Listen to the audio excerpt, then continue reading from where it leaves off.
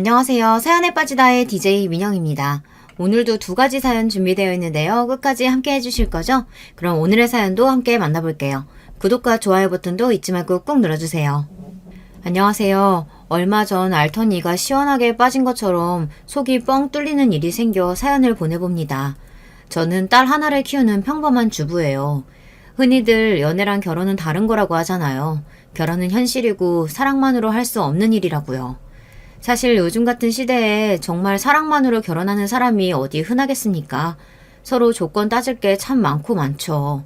외모부터 시작해서 나이, 연봉, 직업, 자가 유무, 부모님 직업, 부모님 노후 대비는 되어 있는지, 술, 담배는 하는지, 건강은 어떤지.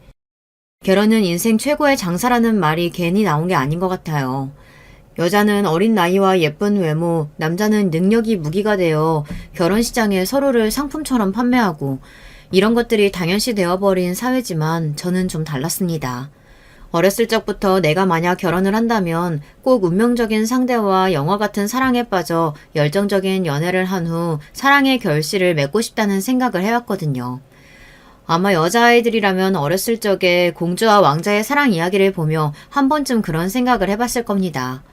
백마탄 왕자님까지는 아니더라도 나도 언젠가는 저런 운명의 상대를 만나 행복한 결말을 맺겠지 하는 상상이요. 저와 남편의 만남은 그런 영화 같은 이야기까지는 아니더라도 제법 운명적이기는 했습니다. 적어도 제 생각에는 그래요. 저는 20대 초반에 작은 물류 공장에서 격리로 일했습니다. 시골에서 태어나 공부에도 딱히 재능이 없었고 상고를 졸업하고 아버지가 아시는 분이 운영하시는 공장에 낙하산으로 취업을 했어요. 낙하산이라고 해도 사실상 저를 제외한 모든 직원들이 40, 50대 아저씨들이었고 특별히 좋을 것도 없는 직장이었습니다. 말이 격리지 잡다한 업무는 다 처리하는 비서직이었어요. 사무실 청소며 비품 관리는 당연한 일이었고 나름대로 바쁘긴 했지만 눈꽃 뜰 새 없을 정도는 아니었습니다. 일은 한 달 정도만 하면 누구나 적응할 수 있을 정도로 간단했고 물류공장 특성상 사무실에 앉아있는 사람은 저 혼자뿐이었어요. 가끔 사장님이나 기사분들이 들렀다 가시긴 했지만 서류 업무는 거의 저 혼자 처리한다고 해도 무방할 정도였습니다. 그러니 당연히 매일매일이 따분할 수밖에 없었어요. 가끔 말동무가 되어주시는 분들도 다들 아버지 벌이었고 모두 저를 딸처럼 예뻐해 주시긴 했지만 어울려서 대화를 나눌 만한 또래가 아무도 없었습니다. 물론 또래와 어울리려고 일을 하는 건 아니지만요. 그래도 20대 초반의 나이에 매일같이 사무실에 혼자 앉아 재미없는 서류만 들여다보고 하루 종일 말 한마디 하지 않고 있으려니 좀이 쑤시더라고요. 그러던 어느 날 저는 일하던 중 이상한 소리를 들었습니다. 아이 울음소리 같기도 하고 뭔가 미야오 미야오 하는 게 소리가 꼭 동물 소리 같더라고요. 주변에 동물을 키우는 것도 없었고 혼자 있는 사무실에서 그런 소리가 나니 뭔가 저도 모르게 소름이 돋아 자리에서 벌떡 일어났어요. 그 소리의 근원지를 찾기 전에는 일을 집중할 수가 없을 것 같았습니다. 설마 하니 귀신은 아니겠지만 저는 겁이 굉장히 많은 편이거든요. 소리가 나는 곳을 따라 걸어가 보니 물류 공장 뒤편의 공터에 작은 새끼 고양이가 있었어요. 온통 검은 털의 까만 고양이였습니다. 털도 더럽고 얼룩덜룩한 게 길고양이 같았어요. 어미가 아이를 이곳에 두고 간 건가 싶어 일단은 손대지 않고 보기만 했습니다. 어디서 주워들었던 건데 길고양이 새끼를 귀엽다고 막 만지면 어미가 사람 손을 탄 줄 알고 두고 간다고 하더라고요. 그렇지만 며칠이 지나도록 어미 고양이는 찾아오지 않았고 고양이가 울어대는 소리에 머리가 아플 지경이었습니다. 사장님이나 다른 기사님들도 다들 그 고양이에 대한 이야기를 한마디씩 꺼내셨습니다. 대부분 그냥 고양이도 아니고 온몸이 까만색 검은 고양이다 보니 부정탄다, 재수없다며 가져다 멀리 내다버리라는 말씀을 하셨어요. 옛날 어르신분들은 검은 고양이나 까마귀처럼 새까만 동물들이 불행을 가져온다는 미신을 믿으셨잖아요. 그렇지만 저는 도저히 그 작은 생명을 내다버릴 수가 없더라고요. 조금 심심하던 차이기도 했고요. 그렇게 저는 공장 뒷마당 공터에서 아기 고양이를 키우기 시작했습니다.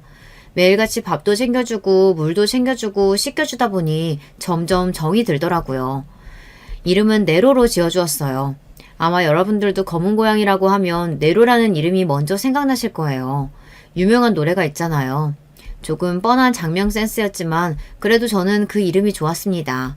처음에는 무슨 검은 고양이를 키우냐며 질색하시던 기사님들도 시간이 지날수록 네로와 친해지게 되었어요. 하루 종일 혼자 사무실을 지키며 일하던 제게 내로는 아주 좋은 친구가 되었습니다. 매일 아침 출근길이 기다려질 정도였어요. 여름 감기는 개도 안 걸린다는데 저는 매 여름마다 지독한 감기를 앓고는 합니다. 그해 여름에도 마찬가지로 독한 감기에 걸렸었어요. 열이 너무 올라 눈앞이 흐려질 정도였는데 제 몸보다도 가장 걱정되었던 것이 내로였습니다. 공장 사람들이 내로를 예뻐해 주시기는 해도 밥이나 물은 전부 제가 도맡아 챙겨주고 있었거든요. 며칠 동안 끙끙 앓느라 공장에 출근도 하지 못했으니 그동안 쫄쫄 굶고 있을 내로가 너무 걱정되었어요. 그렇게 몸이 조금 괜찮아져 출근을 하자마자 내로부터 찾으러 갔습니다. 분명 며칠 동안 먹지 못해 쓰러져 있을 거라고 생각했는데 내로는 너무나 멀쩡해 보였어요. 공장 사람들에게 물어봤지만 그 누구도 밥을 따로 챙겨주지 않았다고 했습니다. 혼자서 길거리에 있는 벌레라도 잡아먹은 건가 싶었지만 내로는 어렸을 적부터 사람 손을 타서 그런지 밖에 나가노는 것보다는 사무실 안에서 낮잠을 자는 것을 더 좋아하는 아이였어요. 도대체 누가 내로의 밥을 챙겨줬나 싶어 일부러 그날도 밥을 챙기지 않았어요. 대신 하루 종일 뒤터를 힐끔힐끔 관찰하며 낯선 사람이 들어오나 경계심을 세우고 있었습니다. 그런데 점심시간쯤이 되자 건너편 건물에서 웬 젊은 남자가 나오더니 내로에게 참치캔 하나를 뜯어주는 겁니다. 물류 공장 뒤편에 있던 공터 반대편에는 카센터 창고가 있어요. 서로 어느 정도 거리도 있고 해서 지나다니면서 마주칠 정도는 아니라 한 번도 그 건물에 사람이 들락날락하는 것을 본 적이 없었습니다. 이때다 싶어 사무실에서 급하게 튀어나가 남자에게 말을 걸었어요. 남자는 몹시 놀라는 눈치였습니다. 아마 여러분께서도 대충 눈치채셨겠지만 그 남자가 지금의 남편이 맞습니다. 나름대로 운명적인 첫 만남 아닌가요? 남편은 카센터에서 일하는 직원이었어요. 오며 가며 흘핏 보기로는 카센터 직원들도 다들 수염이 덥수룩한 아저씨들이었는데 남편처럼 젊은 직원이 있는 줄은 몰랐습니다. 남편은 저와 같은 시골 출신이 아니라 서울 사람이었어요. 그런데 큰아버지 댁에 내려와 카센터 일을 돕고 있다고 했어요. 남편도 맞은편 물류공장에 저 같은 젊은 여자가 일하고 있는 줄은 전혀 몰랐다고 하더라고요. 저희 둘은 그 일대에서 유일한 20대였고 자연스럽게 친해질 수밖에 없었습니다. 네로가 저희 둘을 이어준 큐피트였던 셈이죠. 그 뒤로도 점심시간마다 네로 밥도 챙겨주고 공터에 앉아 대화를 나누기도 하고 일이 끝나면 근처 식당이나 카페에서 데이트 아닌 데이트를 하기도 하며 사이가 점점 가까워졌습니다. 남편은 조금 무뚝뚝하고 말수가 적었지만 고양이를 챙겨주는 걸 보니 마음씨는 굉장히 따뜻한 사람 같았어요. 옛말에 동물을 사랑하는 사람 중에 나쁜 사람은 없다고들 하잖아요. 물론 결혼하고 보니 어느 정도는 맞고 어느 정도는 틀린 말이었지만요. 어찌되었든 심심했던 공장 생활에 남편과 내로가 생기니 삶에 생기가 돌기 시작했습니다. 매일매일 출근길이 즐거웠고 남편도 저 덕분에 즐거워하는 눈치였어요. 저는 매사에 묻어난 남편과 다르게 가만히 있지 못하는 성격이거든요. 좋게 말하면 활발하고 나쁘게 말하면 정신이 없다고나 할까요? 잠시라도 둘 사이에 침묵이 있으면 어색함을 견디지 못해 먼저 말을 꺼내는 성격 있잖아요. 남편은 혼자서 북치고 장구치고 하는 제가 재미있어 보였던 모양입니다. 제 시덥잖은 농담에 그렇게 기계처럼 딱딱하던 사람이 웃어주는 모습이 참 좋았어요.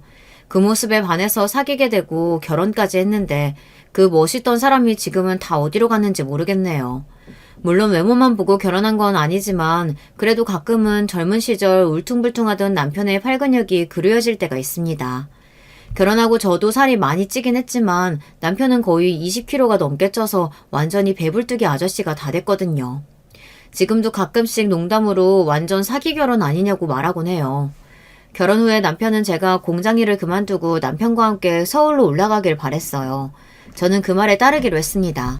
공장 일이 어차피 제가 하고 싶어서 시작한 것이었다기보단 아까 말씀드렸듯이 특별히 할 일이 없어서 시작한 것이었고 예전부터 서울에서 살아보고 싶다는 마음이 있었거든요. 그렇게 저는 고향을 떠나 서울로 향했습니다. 시부모님을 처음 만나 뵙기 전 남편은 제게 집안 분위기에 대해 이야기를 해주었어요. 남편은 본인이 자란 집안은 몹시 가부장적이고 유교 문화가 강한 편이라고 했습니다. 특히 시아버지보다도 시어머니가 그런 면에서 아주 엄격하시다고 했어요. 어렸을 적부터 부엌에는 발도 못 들여놓게 하셨다면서요. 여자와 남자의 역할이 엄격하게 구분되어 있고 남자는 바깥일, 여자는 집안일 하며 남편을 내조하는 것이 가장 큰 도리라고 말씀하시는 분이었습니다. 남편이 어렸을 적에는 1년에 제사를 10대 번 지냈었는데 지금은 명절 차례 2번, 돌아가신 시할아버님 기제사 1번, 이렇게 총 3번의 제사를 한다고 했어요. 남편은 장남이었고 남편 밑으로 남동생 1명, 여동생 1명이 있었는데 남편이 말하길 본인이 생각해도 여동생이 많이 차별받고 컸다고 하더라고요. 어렸을 적부터 지독한 차별과 시어머니의 남아 선호 사상에 지쳐 견디다 못해 성인이 되자마자 집을 나가 가족들과 인연을 끊고 산다고 했습니다. 도대체 어느 정도길래 가족들과 인연을 끊기까지 할 정도인지 궁금했어요. 이야기만 들어도 집안 분위기가 굉장히 딱딱해 보였고 잔뜩 긴장해 땀으로 손바닥이 축축히 젖을 정도였습니다. 적어도 연애를 하는 동안 제가 느낀 남편은 그렇게 가부장적이거나 성차별적인 생각을 하는 사람은 아니었는데 도대체 시어머니는 어떤 분이실까 하는 생각이 들었습니다. 저는 3남매 중에 장녀로 태어났고 위로 오빠 1명, 아래로 여동생 1명이 있었습니다. 저희 부모님께서는 저와 동생 그리고 오빠를 전혀 차별하지 않고 키우셨어요. 오빠가 아들이라고 해서 뭔가 특혜를 더 받거나 챙겨주시는 경우가 없었고 오히려 오빠에게는 항상 마진이 네가 양보해야지, 동생들을 잘 돌봐야지 하며 엄하게 구셨습니다. 어머니 세대면 몰라도 저희 세대에 남자라고 더 챙겨주고 여자라고 홀대받는 집안이라니 그런 건 정말 다 옛날 이야기라고만 생각했는데 남편의 이야기를 듣고 많이 놀랐어요. 솔직히 말하자면 그때 정신을 차리고 파혼을 선언했어야 했나 싶기도 합니다. 그때 남편을 따라 서울에 올라왔지만 않았어도 시골에서 적당한 사람 만나 이런 고생하지 않고 잘 살 수 있었을지도 모르겠어요. 하지만 과거로 돌아가고 싶지는 않습니다. 지금 저에게는 너무나 소중하고 천사 같은 딸이 있으니까요. 어찌되었든 저는 운명적인 사랑을 믿는 여자였고 당시만 해도 남편이 그런 운명의 상대라고 생각했어요. 결혼은 상대방의 조건을 따져서 하는 게 아니고 사랑 하나만으로 모든 걸 믿고 하는 거라고요. 참 순진한 생각이었죠. 지금도 어느 정도는 맞는 말이라고 생각하기는 합니다만 그래도 조금 더 신중했으면 어땠을까 하는 아쉬움은 아직도 남아있네요. 남편이 이 이야기를 들으면 섭섭할지도 모르겠지만요. 그래도 오죽했으면 자식이 부모와 연을 끊고 도망갈 정도였겠습니까. 나중에서야 이야기를 다 전해 들었지만 시어머니께서 아가씨에게 했던 짓은 정말 혀를 내두를 정도였어요. 시부모님은 남편에게 전해 들은 대로 정말 유교적이고 고지식하신 분들이었습니다. 처음 인사를 드리러 가니 무슨 여자가 인사 오는데 옷을 그렇게 입고 오느냐, 제대로 된 선물 하나 안 사오느냐고 바로 제 행동을 지적하셨어요. 그렇게 비싼 옷은 아니었어도 나름대로 단정하게 차려입고 갔고 과일 바구니도 들고 갔는데 시어머니께서는 과일 바구니가 영 성에 차지 않으셨던 모양입니다. 밥도 먹기 전에 제가 들고 간 사과를 하나 주시며 깎아보라고 하시기에 서툴지만 열심히 깎아냈더니 시어머니께서는 혀를 끌끌 차셨어요. 도대체 집에서 가정교육을 어떻게 받았길래 다 큰 여자가 과일 하나를 제대로 못 깎아? 안 봐도 집안 수준 뻔하다 뻔해. 저를 흉보시는 건 그렇다 쳐도 첫 만남에 저희 부모님까지 욕보이시니 당연히 기분이 좋지 않았습니다. 저는 어렸을 적부터 부모님을 도와 집안일을 많이 했었어요. 하지만 과일 같은 건 깎아본 적이 없었거든요. 시어머니 기준에는 과일을 깎을 줄 모르면 천하에 못 배운 년이라도 되는 건지 어찌나 사람을 연박을 주시던지요. 본인 같으면 딸을 저렇게 키웠으면 부끄러워서 시집이고 뭐고 아무데도 못 보낸다고 저 들으라는 듯 큰 소리로 투덜대시는데 정말 귀까지 뜨거워질 정도였습니다. 가장 당황스러웠던 것은 그런 상황에서 남편이 한마디도 제 편을 들어주지 않고 가만히 시어머니 말씀을 듣고 있었던 것이었습니다. 시아버지께서는 전해 들은 대로 몹시 과묵하고 저녁 식사 내내 겨우 한두 마디 하신 게 다였어요. 시어머니께서는 쉴 새 없이 얘가 어째서 별로네 저째서 별로네 하며 제 흉을 보시며 제게 이것저것 따져묻고 너무나 무례하게 구셨는데도 남편은 마치 남의 일이라도 되는 양 신경 쓰지 않고 본인 밥이나 먹고 있는 거예요. 옆구리도 찔러보고 뭐라도 좀 거들라고 귓속말도 해봤지만 자리가 끝날 때까지 남편은 제 편도 시어머니 편도 들지 않고 입만 꾹 다물고 있었습니다. 사실상 그 상황에서 제 편을 들어주지 않은 것은 시어머니 말에 동의하는 것이나 다름없었기에 저는 기분이 몹시 상할 수밖에 없었어요. 나중에 집에서 나와서야 남편은 제게 내가 말하지 않았냐, 우리 어머니 성격 좀 극성맞으시다, 내가 뭐라고 한다고 그 말 두신 분도 아니고 괜히 거기서 네 편을 들면 어머니 짜증만 더 내시고 입 다물고 있는 게 나았다, 어차피 결혼하면 자주 보고 살 사이도 아닌데 괜히 서로 얼굴 붉히지 말고 그냥 좋은 게 좋은 거다 하고 넘어가자. 이렇게 말하며 위로 아닌 위로를 해주었어요. 그때는 남편 말도 어느 정도 일리가 있다고 생각했고 저만 조금 참으면 다 끝날 일이라고 생각했습니다. 결혼 준비를 하면서도 시어머니께서는 본인이 결혼하기라도 하시는 듯 하나부터 열까지 전부 다 참견을 하셨어요. 그 소식을 들은 부모님께서는 참 극성맞은 사람이라며 이해가 안 된다고 고개를 저으셨습니다. 결혼 준비는 거의 서울에서 이루어졌기에 고향 시골에 계신 부모님께서는 참여를 많이 하지 못하셨는데요. 시어머니께서는 그것도 불만이셨는지 꼬투리를 잡지 못해 난리였습니다. 참도 못한 우리 부모님께서 시어머니께 연락해 도대체 왜 그러시는 거냐, 정말 너무하시는 거 아니냐 따지고 들자 시어머니께서는 저희 부모님께 딸 가진 죄인이다 생각하고 참으셔야지 그거 조금 못 참고 이렇게 바로 연락해서 쪼아대면 딸 시집 보내고 어떻게 하시려고 그러냐.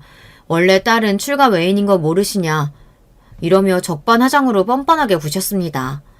부모님께서는 그런 시어머니의 대답에 저를 상식 밖의 집안이랑은 도저히 결혼 못 시키겠다며 남편이 좋든 말든 무조건 파혼하라 하셨고 결혼이 한번 엎어질 뻔했어요. 추후에 앞뒤 사정을 다 전해 들으신 시아버지께서 직접 시골 고향까지 내려가 부모님께 사과를 하시고 어찌저찌 잘 마무리가 되어 파혼은 면하게 되었습니다. 그때는 참 순진하게도 그게 처음이자 마지막 실현일 거라고 생각했어요. 결혼만 하면 그냥 아무 문제 없이 잘 살 수 있을 거라고 생각했었죠. 남편 말대로 결혼은 당사자끼리 하는 거니 결혼 후에는 시어머니와 마주칠 일이 별로 없을 거라고 생각했거든요. 그래서 마냥 행복했습니다. 가진 것도 없고 모아둔 것도 없었지만 진정으로 운명의 짝을 만나서 행복한 결말을 맞을 일만 남았다고 생각했어요. 하지만 진정한 시련은 결혼을 하고 나서부터 본격적으로 시작되었습니다.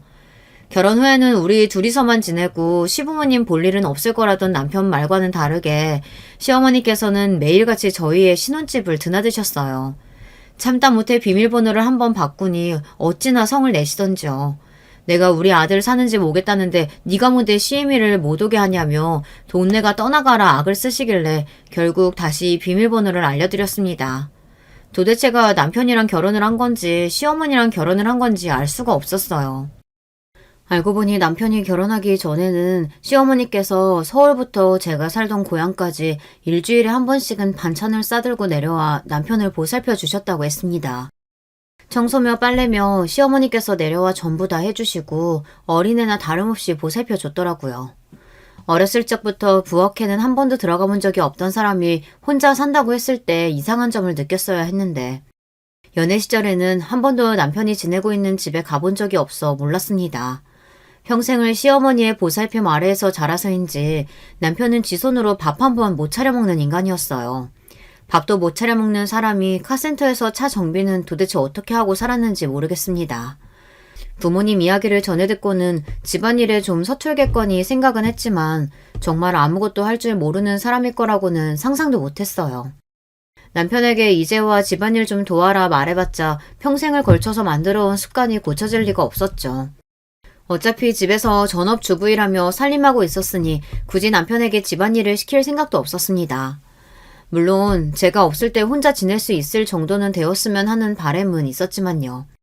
어찌됐든 남편에게 이제부터 내가 집안일을 도맡아 할 테니 시어머니께 제발 그만 좀 와달라 부탁 좀 해주라 말했고 처음에는 제가 시킨 대로 이제 안 오셔도 된다 몇 번 거절하던 남편은 그래도 본인 어머니고 평생 살아온 습관이 남아있는지 아무리 거절해도 막무가내로 찾아오시는 시어머니를 점점 나몰라라 했습니다. 그러던 와중 도련님께서 선을 봤던 여자와 결혼을 하게 되었다는 소식을 전해 듣게 되었습니다. 듣기로는 강남 부잣집 출신이라는데 막상 만나보니 귀티가 하나도 나질 않았어요. 부잣집 특유의 그 여유로운 분위기가 전혀 없었다고나 할까요? 솔직히 말하자면 동서의 첫인상은 몹시 볼품이 없었습니다. 삐쩍 마른 몸에 푸석푸석한 머릿결, 축 처진 입꼬리에 인상도 몹시 사나운 편이었고 성격도 완전 불평불만 투성이었어요. 둘은 앞서 말했듯 선자리에서 만난 사이였는데 도련님은 솔직히 동서를 별로 마음에 들어하지 않았어요. 그런데 시어머니께서 동서 집안 조건을 보고 결혼을 밀어붙인 것이었습니다. 저와 남편이 결혼할 때와는 180도 다른 모습으로 동서 비위를 맞추기 위해 살살 웃고 있는 시어머니의 얼굴을 보니 참 어처구니가 없었습니다. 저와 제 부모님께는 딸은 출가 외인이니 뭐니 난리를 떨며 그렇게 진상을 부렸으면서 돈 많은 집안딸 동서한테 하는 행동을 보니 딸이고 아들이고 사실은 그냥 돈 있고 없고의 차이라고밖에 안 느껴지더라고요. 당연히 결혼 후에도 시어머니께서는 항상 동서를 싸고 도셨습니다. 온갖 굳은 일은 다 제게 맡기시면서 집에 비싼 과일이나 좋은 것이 들어오면 바로 동서부터 가져다 주셨어요. 어느 정도는 예상했던 일이라 그렇게 섭섭하지도 않았습니다. 동서가 그렇게 좋으면 제발 우리 집에 찾아오지 말고 동서 집이나 다니지라는 생각뿐이었어요. 사실 전에 듣기로는 시어머니께서 동서네 집에도 결혼 후에 몇 번 찾아가셨다고 하더라고요. 반찬이며 뭐며 바리바리 싸들고 가셨다가 몇 번 쫓겨나신 이후로는 그 화를 저희 부부에게 다 푸시는 것 같았습니다. 정확히 말하자면 저에게요. 집이 잘 사는 동서 말에는 꼼짝도 못하시며 휘둘리시면서 제게는 어찌나 갑질을 하시던지요. 게다가 시어머니의 만행은 그뿐만이 아니었습니다. 집에 찾아오고 귀찮게 하고 참견하는 것까지야 100번 양보해서 참고 살 수 있다 칩시다. 그렇지만 도저히 참지 못하겠는 건 시어머니의 입방정이었어요. 시어머니께서는 소문난 수다쟁이였는데요. 시어머니께 말씀드린 사실은 반나절도 지나지 않아 온 동네 사람들이 다 알고 있다고 봐도 무방할 정도였습니다. 저는 어린 시절에 여행을 갔다 크게 사고를 당해 한쪽 발이 좀 불편해요. 일상생활에 문제가 있는 건 아닌데 오른쪽 발가락이 거의 절단이 돼서 살짝 모양이 뒤틀려져 있습니다. 발가락 모양이야 남들한테 평소에 보여줄 일도 없고 걷고 뛰는데 아무 문제가 없으니 저도 제 발가락이 이상한다는 걸 자주 잊고 살아요. 그렇지만 아무래도 여름철에는 발가락이 다 드러나는 슬리퍼나 샌들 같은 걸 피하기는 합니다. 어찌되었든 남들과는 다른 모양이고 누군가가 물어볼 때마다 일일이 어렸을 적에 사고가 나서 그렇다 설명해주기도 번거롭고 조금 부끄럽기도 해서요. 보기 좋은 모양새는 아니니까요. 그런데 시어머니께서는 우연히 그 사실을 알게 된 이후 동네 아주머니들에게 우리 큰며느리가 발이 완전 병신이라고 말하고 다니셨다는 걸 전해 듣게 되었습니다. 본인이 봤는데 발가락 모양이 완전 뒤틀려서 깜짝 놀랐다느니 말도 안 되는 거짓말로 부풀려서 소문을 내고 다니셨더라고요. 저 스스로도 부끄러워서 한여름에도 운동화 신으며 감추고 다니는 사실인데 그걸 그렇게 아무렇지도 않게 남들에게 히히덕거리며 말하고 다니셨다는 게 너무 화가 났습니다. 게다가 일상생활에 아무런 문제도 없는데 저를 완전 저른바리처럼 묘사하고 다니셔서 시댁 옆집에 사시는 아주머니께서는 제가 장애를 가진 사람이라고 생각하셨대요. 저를 처음 만나보시고는 멀쩡하다며 놀라시더라고요. 시어머니께 도대체 왜 그렇게 말씀을 하고 다니시는 거냐, 불쾌하니 그만해주셨으면 좋겠다 말씀드리니 그게 뭐가 그렇게 불편해서 난리를 치는 거냐며 내가 없는 말 지어낸 것도 아니고 적반하장으로 화를 내셨습니다. 정말 수백 번 양보해서 제 얘기를 하고 다니는 것까지는 참을 인자생이며 참을 수 있었어요. 그렇지만 한 번은 정말 제대로 폭발했던 일이 있었습니다. 결혼 후 얼마 지나지 않아 저희 어머니께서 유방암 선고를 받고 투병을 하시게 되었어요. 그 사실을 처음 전해 들었을 때 어찌나 눈물이 쏟아지던지요. 고향 떠나 멀리서 지낸다는 이유로 자주 연락도 못 드리고 장녀로서 어머니를 잘 챙겨드리지도 못했던 것 같아 죄책감 뿐이었습니다. 남편에게 사정을 이야기하고 허락을 받아 한 달에 일주일 정도 고향에 내려가 어머니를 간병하기로 했어요. 어머니께서는 날이 갈수록 수척해졌지만 그래도 항암이 효과가 좋아 큰 문제 없이 수술을 진행하게 되었습니다. 시어머니께서는 제가 어머니를 간병하기 위해 고향을 왔다 갔다 한다는 사실을 아시고서는 불같이 화를 내셨어요. 딸은 출가 외인이라고 몇 번을 말해야 알겠냐. 집에 밥 챙겨주고 빨래해주고 청소할 사람이 있어야지 하루 이틀도 아니고 일주일씩이나 집을 비우는 게 말이 되냐. 겨우 이런 식으로 내조하려고 나보고 집 드나들지 말라고 그렇게 큰 소리를 뻥뻥 친 거냐면서요. 저는 그런 시어머니께 그럼 어머니가 다 죽어가시는데 집에서 남편 밥이나 차리면서 나 몰라라 하라는 거냐. 저는 도저히 그렇게는 못하겠다. 남편도 허락해준 걸 왜 시어머니께서 나서서 뭐라고 하시냐 따지고 들었고 시어머니께서는 얘가 어디서 윗사람에게 눈 똑바로 치켜뜨고 대드는 거냐며 기가 막혀 하셨습니다. 아무리 그래도 결혼을 했으면 남편을 먼저 돌봐야지 우리 아들 밥도 제대로 못 먹고 다니겠다며 안쓰러워 하시는데 남의 부모 암 걸린 건 아무렇지도 않고 본인 자식 꼴랑 일주일 동안 제 손으로 밥 차려 먹는 건 그렇게 안타깝다니 다시 생각해도 참 어이가 없네요. 어머니께서는 유방절제술을 받으셨고 천만다행으로 그 후 몸이 잘 회복되어 지금은 완치된 상태로 잘 지내고 계십니다. 보통 유방암 환자들은 유방 절제술을 받은 후 모양을 재건하는 성형수술을 받아요. 미용 목적이 아니라 갑작스레 유방이 사라지면 환자에게 정신적 충격이 크기 때문에 치료 목적으로 진행되는 과정입니다. 어머니께서도 수술을 받으셨고 시어머니께서는 그 사실을 전해 들으시고는 동네 아주머니들께 또 질낮은 소리를 하고 다니셨어요. 사돈 여자가 유방암에 걸려서 수술을 했는데 새가슴이 생겨서 너무 부럽다면서요. 남편이 좋아하는 거 아닌가 몰라 하시며 깔깔 웃으시는데 정말 너무 화가 났습니다. 아무리 입이 싸도 그렇지 어떻게 생사를 오가는 수술을 하시고 겨우 회복하신 남의 어머니를 그렇게 사람들 앞에서 웃음거리로 만들 수 있나요? 그날은 결혼하고 처음으로 너무 화가 나서 어머니께 소리를 바락바락 지른 날이었습니다. 다시는 제 어머니 이야기 입 밖으로 꺼내지도 마시라. 한 번만 더 이런 일 생기면 시어머니고 뭐고 진짜 안 참겠다. 미친 사람처럼 소리를 지르니 그날 이후로 그 얘기는 일절 꺼내시지 않더라고요. 그러던 어느 날이었습니다. 갑작스레 시댁에서 연락이 왔는데 저녁에 밥을 먹으러 오라고 하셨어요. 아무 날도 아닌데 갑자기 웬 식사인가 싶었는데 알고 보니 집 나가서 연락 안 하고 산다던 아가씨가 돌아왔다고 했습니다. 엄밀히 말하자면 돌아온 건 아니고 우연한 기회로 연락이 닿았다고 했어요. 세상 참 좁다지만 이런 인연이 다 있구나 싶었습니다. 글쎄 동서와 아가씨가 같은 직장에서 일하던 동료였던 겁니다. 동서를 데리러 갔던 도련님이 회사의 로비에서 우연히 아가씨와 마주쳐서 이런 식사 자리가 마련된 것이었어요. 이야기로만 전해 듣던 아가씨는 생각보다 더 집안 사람들과 사이가 좋지 않아 보였어요. 넌 오랜만에 와서 인사한다는 애가 표정이 그게 뭐니? 여자애가 그래서 어디 시집이나 제대로 가겠어? 시어머니께서는 쉴 새 없이 아가씨에게 잔소리를 쏟아내셨고 아가씨의 표정은 점점 더 어두워져 갔어요. 결국 밥을 몇 숟갈 뜨던 아가씨는 쾅소리 나게 수저를 내려놓고 한숨을 내쉬었습니다. 내가 이럴 줄 알고 안 오려고 했어. 오빠가 하도 오라고 날려서 왔는데 엄마는 어떻게 이렇게 변한 게 하나도 없어? 아니, 변할 리가 없지. 내가 괜한 기대를 했나 보다. 그냥 딸 없는 셈 치고 앞으로도 이렇게 살자 우리. 다시는 연락하지 마. 그렇게 아가씨는 자리를 박차고 일어나 나가버렸고 자리는 엉망이 되었어요. 아가씨는 동서와 같이 평범한 회사에서 일하고 있었지만 사실 줄곧 그림을 그리고 싶어 했다고 해요.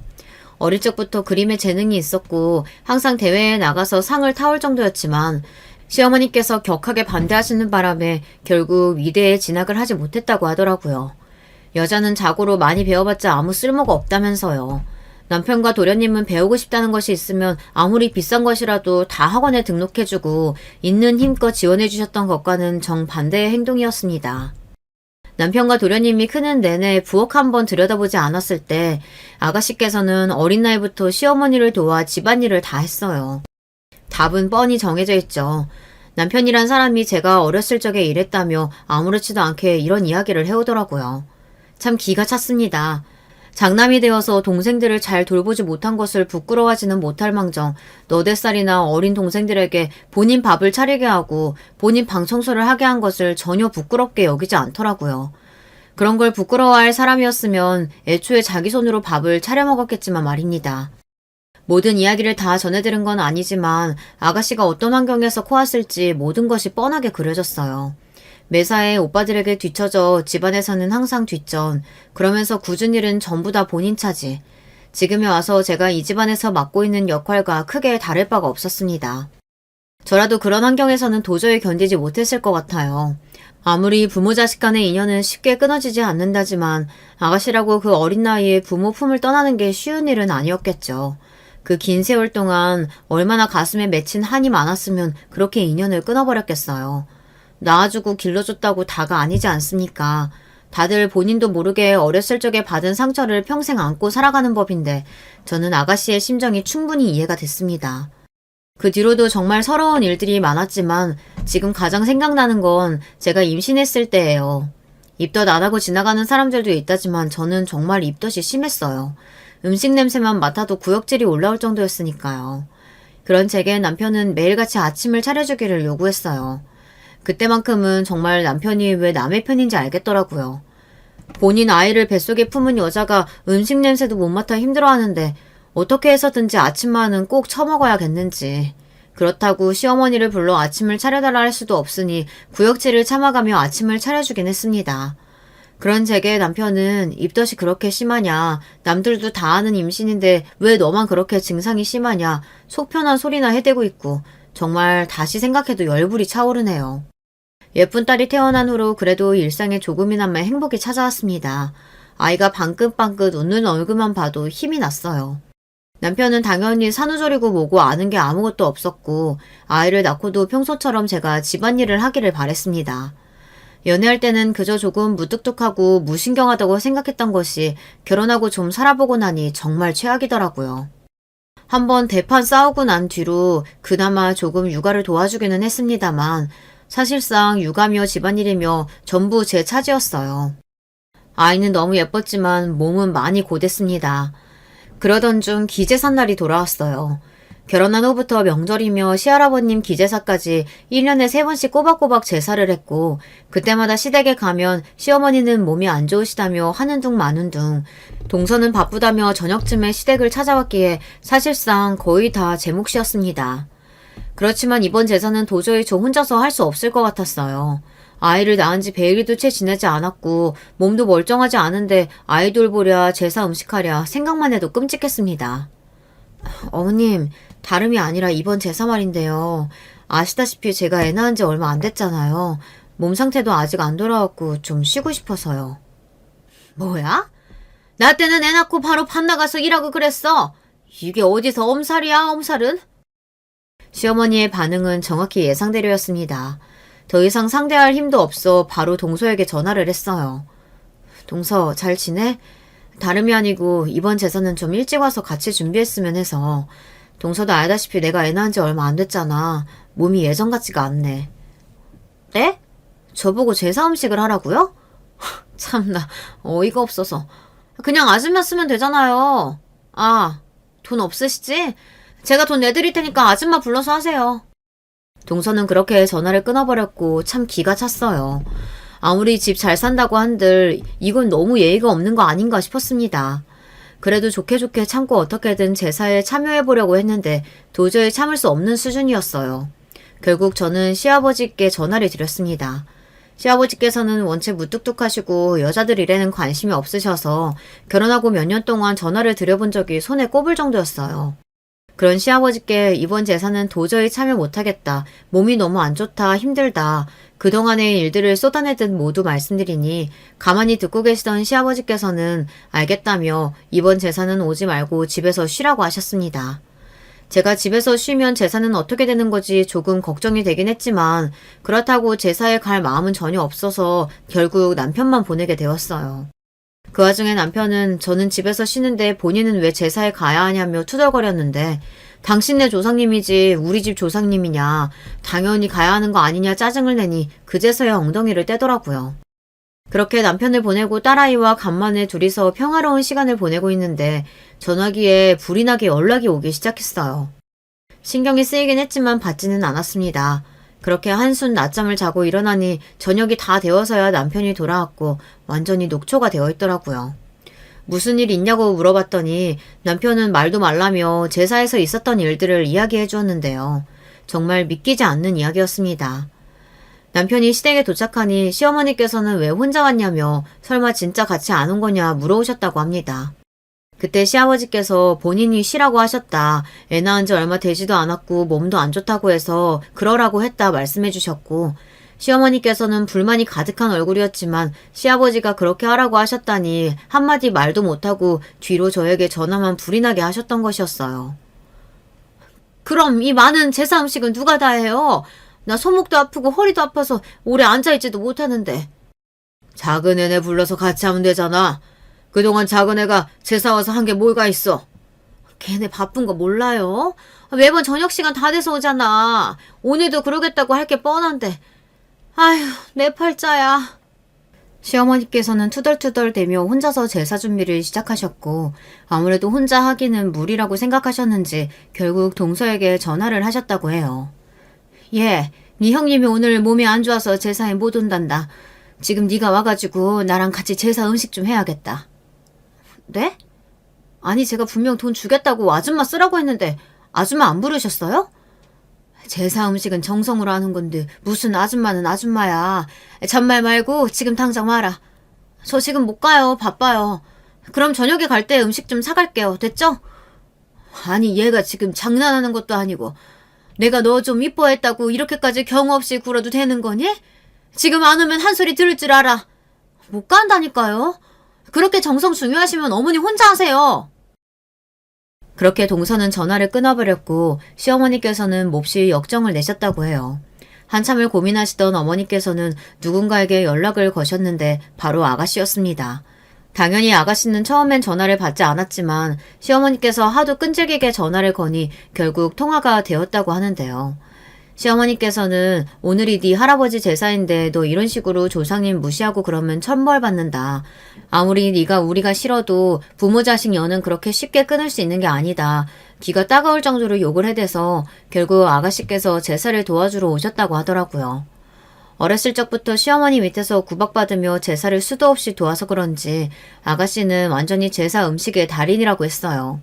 아가씨가 온 지 1시간도 안 되어서 그 많던 제사 음식 준비가 다 끝났다고 하더라고요. 아가씨는 시부모님께 이번이 정말 마지막이다. 다시는 이 집에 올 일도 가족들 볼 일도 없을 거다. 할아버지께 인사드리고 가는 거라고 생각하고 온 거다.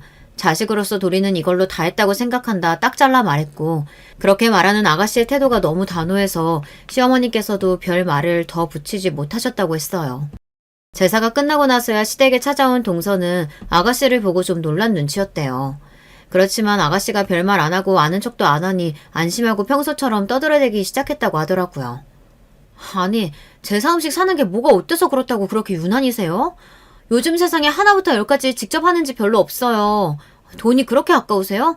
제가 돈 드린다고 했잖아요. 하도 돈 말끝마다 돈 자랑을 해대니 결국 듣다 못한 아가씨가 소리를 빽 질렀다고 했어요. 여기서부터가 정말 놀랄 노자예요. 남편에게 이야기를 전해 듣는 내내 입이 안 다물어질 정도였습니다. 알고 보니 동서가 회사에서 따돌림을 당하고 있다고 하더라고요. 동서 성격이 워낙 모나고 이성한 구석이 많아서 사회생활하기 힘들 것 같긴 했었는데 그래도 밖에서는 안 그러겠지 싶었건만 안에서 새는 물 밖에서도 샌다고 남들에게도 똑같았던 모양이었습니다. 입만 열면 잘난 척에 돈 얘기에 남 무시하고 까내리고 뒷말이란 뒷말은 다 옮기고 다니니 하나둘 동서를 피하게 되고 점차 사무실 사람들 전부 동서를 싫어하게 됐다고 하더라고요. 본인 말로는 돈 많아서 회사는 그냥 취미로 다니는 거라는데 매일같이 회사에 불평불만 투덜투덜거리고 사무실 분위기를 망치길래 한 번은 상사가 그렇게 회사가 불만이고 취미로 다니는 거면 그냥 그만두라고 호통을 친 적이 있다고 했습니다. 그런 일을 겪어도 동서는 여전히 회사에 다녔다고 하더라고요. 회사 사람들도 본인 말처럼 돈도 많고 취미로 다니는 거면 때려쳐버리면 될 텐데 왜 저렇게까지 투덜대면서 회사에 붙어있는 건지 모르겠다는 반응이었다고 해요. 회사에 당신 빚쟁이 찾아오는 거 모르는 사람 없어.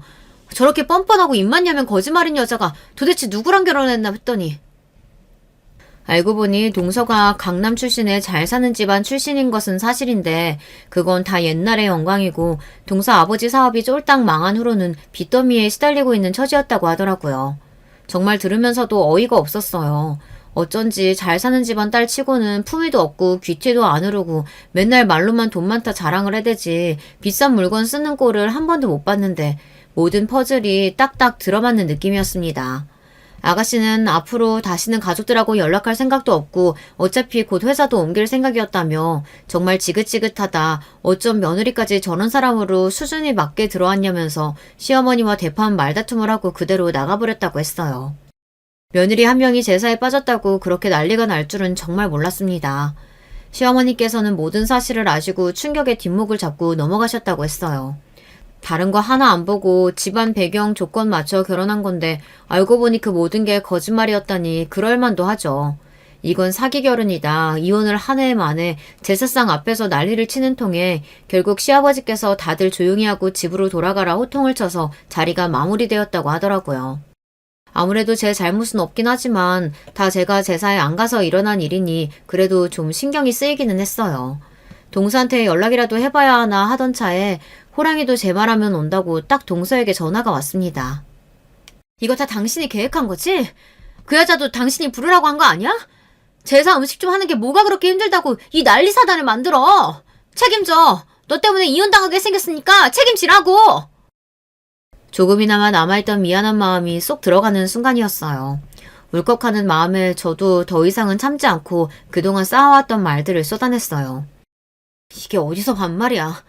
너 그동안 그렇게 잘난 척 다 하더니 사실은 쫄딱 망한 집안이라면서. 내가 이런 말까지 안 하려고 했는데 보통 사람이 돈이 있으면 주변에 똥파리라도 꼬이기 마련이야. 근데 네 주변에는 아무도 없는 거 보면 모르겠니? 네 인성이 얼마나 파탄났으면 회사에서까지 따돌림을 당하겠어. 남들 욕하기 전에 본인부터 돌아봐. 돈 많은 게 다가 아니야. 아니지, 이제는 너 돈도 없구나. 그동안 돈 많다고 너 싸고 들던 어머니가 뒷목 잡고 넘어가는 꼴 보니 기분이 어떻지? 너 그 거짓말만 아니면 아무것도 아닌 인간이잖아. 없다가도 생기고 있다가도 없어지는 게 돈이야. 누구보다도 네가 더 잘 알잖아. 이번 기회에 그 썩어빠진 인간성 좀 굳혀. 할 말을 다 쏟아내니 속이 정말 시원했습니다. 그렇게 전화를 끊어버리니 당연히 바로 전화가 불이 나게 왔고 받을 생각은 전혀 없었어요. 동서뿐만 아니라 시어머니에게도 계속 연락이 왔고 역시나 받자마자 너네 집에서 가정교육 그렇게 받았냐, 세상에 제사에 안 오는 며느리가 어디 있냐, 험한 말을 쏟아내시더라고요. 평소 같으면 그냥 가만히 다 듣고 있었겠지만 더 이상 저도 다 참아주고 살 생각이 없었습니다. 어머니 자꾸 가정교육 운운하시면서 저희 부모님 욕하시는데 그러는 어머니도 남편 가정교육 잘못시켰다. 이 나이 먹도록 지 손으로 밥 하나 제대로 못 차려 먹는 게 말이나 되냐.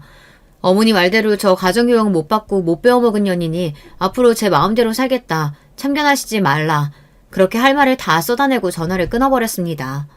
그리고 앞으로 도저히 전처럼은 못 살겠다는 생각이 들어 남편에게 선언했어요. 시어머니 우리 집 그만 오시라고 하고 앞으로 제사 때도 혼자서는 요리 못한다. 당신도 나이 그만큼 먹었으면 밥 정도는 혼자 차려 먹을 줄 알고 기본적인 집안일은 해야지. 나랑 어머니 없으면 혼자 할 줄 아는 게 도대체 뭐가 있냐. 앞으로는 당신 하녀처럼 하나부터 열까지 다 안 해주겠다 말하니 남편은 발끈하더라고요. 본인도 하면 잘한다. 당신 마음대로 해라. 누가 들으면 당신이 엄청 큰일 하고 있는 줄 알겠다면서요. 그런 남편을 보며 콧방귀를 뀌었습니다. 지금은 자존심이 상해서 큰 소리를 치지만 며칠 뒤면 제 앞에서 잘못했다 빌게 될 거라고 생각했어요. 남편이 제게 항복을 선언할 때까지 저는 밥도 차려주지 않고 빨래며 집안일도 하나도 해주지 않았습니다. 딱 저와 딸아이가 먹을 밥만 차리고 빨래도 마찬가지였어요. 그렇게 없는 사람 취급하며 며칠 지내니 혼자서 할 줄 아는 게 아무것도 없던 남편은 곤란해하는 게 딱 눈에 보이더라고요. 얼마 뒤면 잘못했다고 빌겠구나 싶었는데 갑자기 시어머니께서 저희 집에 찾아오셨어요. 무턱대고 비밀번호를 열고 들어오려고 하시길래 안에서 이중으로 문을 잠갔습니다. 시어머니께서는 문을 두드리면서 문 열라고 난리였고 저는 절대 열어드릴 생각 없다. 경찰 부르겠다 큰 소리를 쳤어요. 결국 시어머니께서는 저희 집에 한 발자국도 들어오지 못하시고 돌아가셨고 역시나 남편이 시어머니께 SOS를 친 거였더라고요. 며칠째 밥도 제대로 못 먹고 있다는 남편의 연락을 받은 시어머니께서는 불이 나게 반찬을 해서 저희 집으로 달려오셨던 것입니다. 소식을 듣고 어떻게 어머니를 문 앞에서 쫓아낼 수 있냐며 펄쩍 뛰는 남편에게 앞으로도 연락 없이 찾아오시면 절대 문 열어드릴 생각 없다. 예전처럼 다 참아주고 이해해주고 살지 않겠다 말하니 남편은 결국 뱃기를 들었습니다. 진작부터 이렇게 했어야 하는 일인데 제가 너무 미련한 부인이었던 것 같아요. 앞으로 명절이며 제사며 가서 딱 제가 할 만큼만 하고 지금처럼 바보같이 다 참아주고 살지는 않을 겁니다. 동선에는 결국 이혼을 하기로 했다더라고요. 솔직히 말해서 사기 결혼이나 다름없긴 하지만 조건만 보고 결혼한 도련님이나 결혼을 강요한 시어머니도 잘한 게 없다고 생각합니다. 요즘 시대에 사랑으로 결혼하는 사람이 어딨냐 하지만 서로 조건만 보고 결혼하는 행태가 그리 바람직하지는 않잖아요. 저부터가 조건보다는 사랑으로 결혼한 사람이기도 하고요. 물론 결과가 썩 성공적이지는 않은 것 같긴 합니다만. 어찌됐든 미우나 고우나 제 남편인데 앞으로도 지지고 볶고 잘 살아봐야죠. 결혼 생활 동안 정말 혼자서 마음고생 몸고생 많이 했었는데 이제서야 뭔가 속이 뻥 뚫린 기분이에요.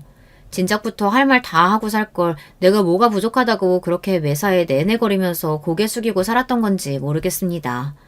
물론 앞으로도 남편이 속을 썩이기도 하고 시댁과도 갈등이 생길 수 있겠지만 저 스스로의 마음가짐이 이전과는 완전히 달라졌으니까요. 앞으로 자라날 제 딸아이를 위해서라도 매사에 조금 더 현명하게 대처할 수 있는 엄마이자 부인 그리고 며느리가 되고자 합니다. 여기까지 제 긴 사연 들어주셔서 감사합니다. 다들 좋은 하루 되시길 바랄게요. 여러분, 두 번째 사연 시작하기 전에 좋아요, 구독 꼭 눌러주실 거죠? 그럼 두 번째 사연 바로 시작합니다. 안녕하세요. 어느 때부턴가 유튜브에서 이런 사연 채널을 찾아 들으시는 분들이 많더라고요. 저희 엄마를 비롯해서 비슷한 연령대 분들이 꽤 들으시던데 저도 몇 번 들어봤어요. 그러다가 사연을 어쩌다가 보낼 생각을 했는진 모르겠지만 어쨌든 이렇게 적어보내는 게 뭔가 재밌네요. 바쁜 일상을 쪼개고 쪼개어 며칠 걸려 쓴 내용이긴 하지만 알아서 각색 잘 해주시리라 믿어봅니다. 덤덤하게 시작은 했지만 사실 그간의 제 인생은 정말 사연이라는 표현에 딱 맞아떨어지는 엄청난 날들이었어요. 하지만 이게 말이에요. 잠깐이라도 자기 자신을 동정하게 된다면 그 흐름이 엄청 무서운 것 같아요. 파도 물살 타듯 빨려 들어가서 자꾸 자기를 동정하고 불쌍하다고 생각하게 되거든요. 그것만큼 비참한 게 없고 그 늪에 빠지면 다시 나오기 힘들기 때문에 정신 똑바로 차려야 한답니다. 제 경우엔 정말 매번 냉수마차를 맨정신에 맨살에 부대 끼듯 아주 모질게 해대는 사람이 있었거든요. 지금도 마치 어제 일처럼 새롭게 증오심이 끌어오르게 만드는 사람이지만 웬만하면 털어내고 싶어요.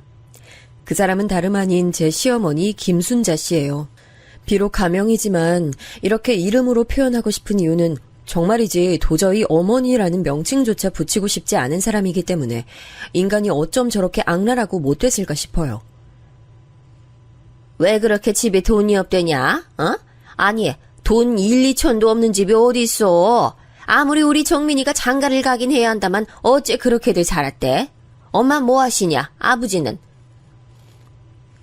이때 저는 좀 말하기 껄끄러웠던 게 연애할 때도 저를 싫어하시는 게 티가 났지만 결혼 앞두고 정말 너무 노골적으로 불만을 나타내시는 거예요. 남편이 그나마 막아준답시고 뭐라 말을 하긴 했어요. 엄마, 내가 유진이 아버님 일찍 하늘나라 가셨다고 미리 말씀드렸잖아요. 그걸 왜 물어봐요 진짜. 사람이 눈치가 없어 정말. 이땐 말이에요. 참 슬픈 얘기지만 그나마 남편이 저를 참 좋아했던 때인가 봐요. 결혼하고 싶어서 애가 탈 때니까 이렇게 편을 들었었나 싶더라고요. 하여간 어머니 앞에서 저를 감싸면서 그게 더 어머니에게 미움을 사는 일인지도 모르고 미련하게 편을 들었더랬죠. 어머니는 그때 일단 아들 앞에서 참는 듯 했지만 결혼 후에는 정말 끝도 없이 뭐라고 하시더군요. 심지어 저는 결혼하고서 2년 정도는 시댁에서 함께 살았어요. 어머니가 미리 살림 가르치기 전에는 절대 집 못 사준다고 하셨거든요. 우리 집 말이야, 보통 집이 아니야. 내가 힘들게 일궈 온 집이라고. 근데 어중간하게 여자 잘못 들어와가지고 사고치면 답 없어. 집 사주는 게 무슨 남의 집 개 이름도 아니고 지도 갖고 온 거 얼마 없으면서 냉큼 남자 돈을 바래. 그런 건 안 되지. 안 될 일이야. 하나부터 10까지 내가 아주 다 가르쳐가지고 내보낼 거야. 그렇게 어머니랑 살던 2년간 정말 죽을 맛이었어요.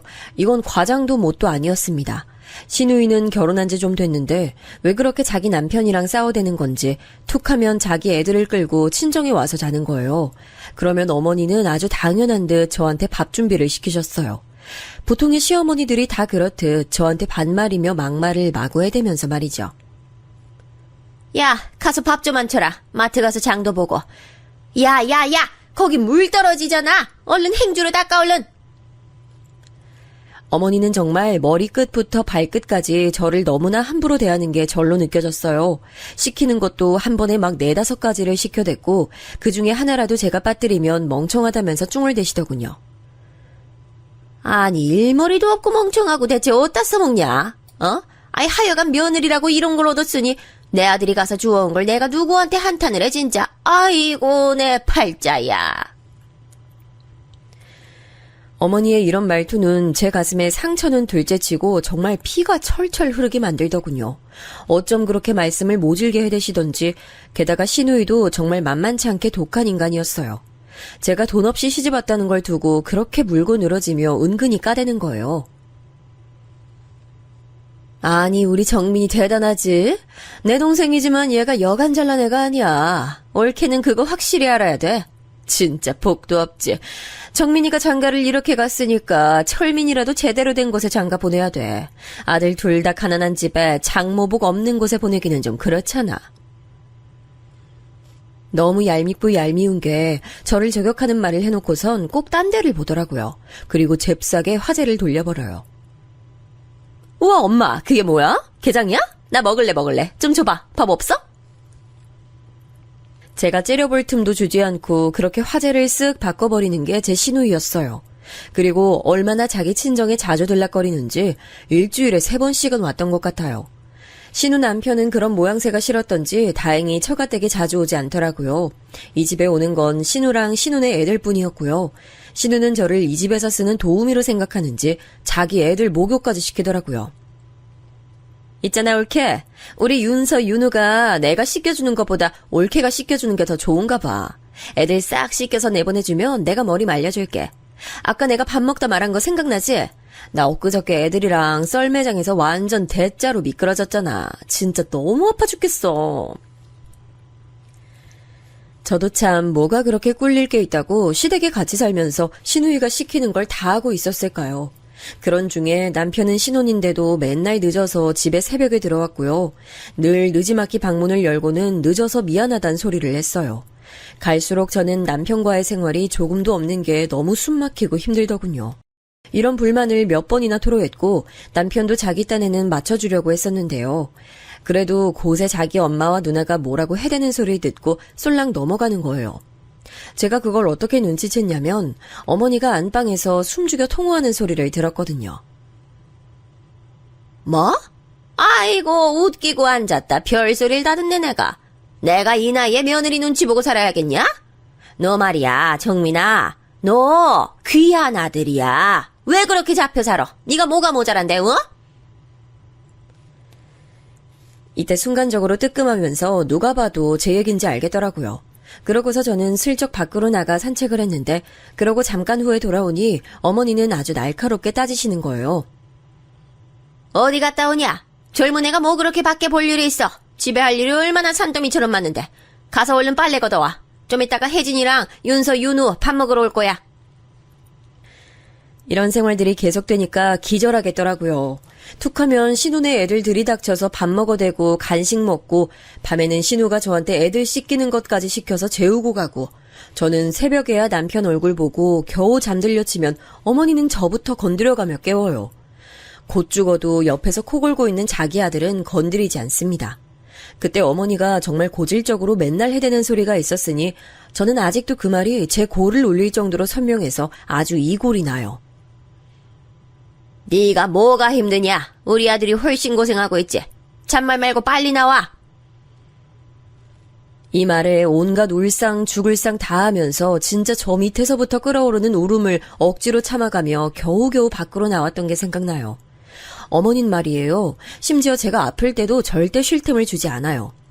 이거 무슨 60년대 말도 아니고 신파 드라마에 나오는 옛날 며느리들 얘기 같지 않나요? 가끔 친정엄마랑 통화할라 치면 어머니는 매섭게 생긴 눈으로 계속 쏘아보며 무슨 말을 하는지 아주 노골적으로 엿듣더라고요. 어쩌다가 제가 친정이라도 다녀오려고 하면 아주 죽을 기세로 저를 쥐잡듯 잡아요. 너는 아주 근본이 틀려먹었어. 아니 시댁에 얹혀 사는 주제에 제대로 해먹는 것도 없고 머리는 멍청해가지고 뭐가 그리 잘라서 친정 가서 들어왔는다고 그러냐? 네 엄마가 왔다 가라디? 어머니는 우리 엄마를 니네 엄마라고 부르면서 절대 사돈이란 단어를 쓰지 않더군요. 하다못해 우리 엄마가 저랑 자유로이 보기 힘드니 수박이랑 과일들을 사가지고 시댁에 찾아오신 적이 있었는데요. 어머니는 정말 너무너무 싫어 죽겠다는 티를 내는 거예요. 그냥 과일만 받아가지고 정말 한 10분, 20분 됐을까요? 곧장 우리 엄마를 나가게 만드는 거예요. 아이고 사돈 조금 있으면 딸내 와요. 보시다시피 집도 엉망이고 지금 할 일이 많아요. 나중에 시간만 있게 오세요. 그때 내가 연락하라고 하겠습니다. 그러면서 정말 내쫓듯 엄마를 내보냈고 엄마는 아주 머쓱한 얼굴로 현관에서 신발을 신었어요. 그러고 문을 나서는 엄마 뒷모습을 보는데 아찔하더군요. 내가 대체 왜 이러고 있을까? 난 뭘 위해 결혼을 했길래 내가 뭘 잘못한 게 있어서 이런 취급받아가며 이렇게 뒷집 순이처럼 살고 있나 싶었어요. 아빠 없이 엄마랑 둘이 사다 오던 중에 학교에서 왕따도 당하고 힘든 일도 겪었지만 이렇게 처절하게 상무시를 당하며 살아본 적이 없었거든요. 시기는 어느새 2년쯤 됐고 저는 남편에게 아주 큰 결단을 표했어요. 오빠, 우린 계속 이렇게 어머니랑 같이 사는 거야? 시간 지나면 나가자고 하지 않았어? 나 솔직히 말할게. 나 계속 이렇게 어머니랑 같이 살기 힘들어. 오빠는 이해 못 해주겠지만 나 스트레스 너무 많이 받아서 살이 이렇게나 빠졌어. 그 정도는 오빠도 알지 않아? 이때 정말 얼마나 한이 맺히던지 말하면서 피로감에 숨도 잘 안 쉬어지더군요. 남편은 그때 가운데서 치이는 게 자기도 싫었던지 본인도 어느 정도 생각은 했다고 하는 거예요. 결국 시간이 좀 걸리긴 했지만 우리는 크게 멀리 벗어나 보지도 못하고 5분 거리에 있는 집을 얻게 됐답니다. 그래도 저는 정말 단칸방이라도 어머니랑 붙어있지 않는 환경이 된 게 믿을 수가 없더라고요. 그 전갈처럼 날선 눈, 조금이라도 잘못 부르면 악을 쓸 것 같은 그 성난 입, 정말 그림자만 대충 봐도 저한텐 끔찍한 인간 군상이었어요. 그런데 말이에요. 저한텐 그렇게 뱀처럼 독살 맞고 마구 함부로 대하면서 며느리들은 아주 발밑에 깔고 밀면서 놀려던 우리 어머니가 있죠. 어떻게 그렇게 달라질 수가 있을까요? 똑같이 며느리를 봤는데 엄청 벼르면서 며느리 잡고 살겠다던 분이 말이에요. 갑자기 세상 자애롭고 현명하고 중립 잘 잡아주고 자상한 시어머니로 변한 거예요. 사람이 갑자기 변하면 죽는다던데 진심으로 저는 걱정이 밀려올 정도로 어머니 변화를 크게 체감했어요.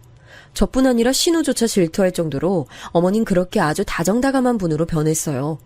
초반에 절 부르던 호칭 야야는 고사하고 기분 나쁘고 성나면 이런 재수없는 연인의 모내에 하는 끔찍한 막말을 하시던 분이 호칭을 새아가로 바꾸셨다는 거예요.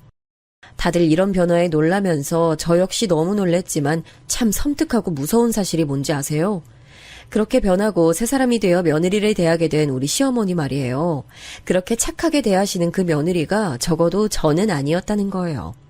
앞서 말씀드렸지만 며느리가 한 명이 아니고 두 명이거든요.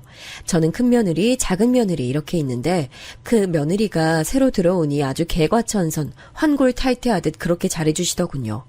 이런 변화를 크게 새길 수밖에 없었던 이유는 제가 그 노릇을 그만두고 엎어버릴 때까지 어머니는 여전히 아주 올곧게 한 길을 가셨기 때문이에요. 잘해줘야 할 것 같은 작은 며느리한텐 자애로운 시어머니셨고 돈 없고 볼품 없고 보기만 해도 역겹고 짜증나는 큰 며느리는 여전히 밟아가며 한 번씩 말로 조근조근 두드려 패줘야 성이 풀렸어요. 그런 평행길을 정말 그 지독한 노친네가 아주 뚝심 있게 유지하셨죠. 전 동서와의 사이에서 나쁜 감정은 없었지만 어머니의 이런 말 같지도 않은 차별 행위가 계속되니 나중엔 동서도 싫어지고 다 짜증나더라고요. 우리 어머니가 그렇게 아예 며느리 자리를 만들어 놓고 저처럼 무시를 할 마음의 준비를 하고 있었는데 희한하게 그 자리를 치고 다른 여자가 들어왔어요. 도련님이 만나던 여자가 있었는데 임신했던 걸 알고도 어머니가 불러서 어찌나 모질게 굴어댔던지 그만 아기를 하늘나라에 보내게 됐는데요. 어쩌면 그 여자도 저보단 똑똑했던 것 같네요. 그런 쓰디쓴 경험을 한번 하고 나더니 그대로 헤어져 버렸어요. 저한테도 이런 말을 남겼었어요. 저는 이번에 일을 겪고 나니까 제대로 정신 차렸어요. 근데 이거 좀 예의 없는 말인 거 알지만요.